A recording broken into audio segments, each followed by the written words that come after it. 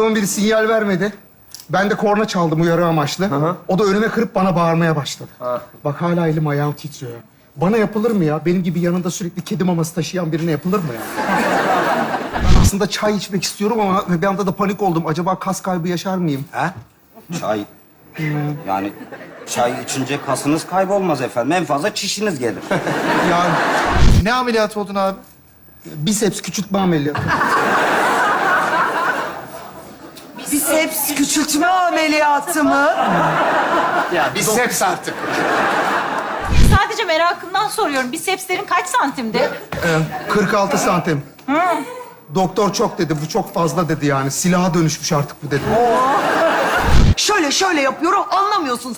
Şöyle yapıyorum anlamıyorsunuz. ama- Ne kadar ayıp bir şey ya. Bir insan misafir gelmiş, sizinle tanıştırmışız. Yani böyle gerçekten bisepslerinden sushi yeniyor mu?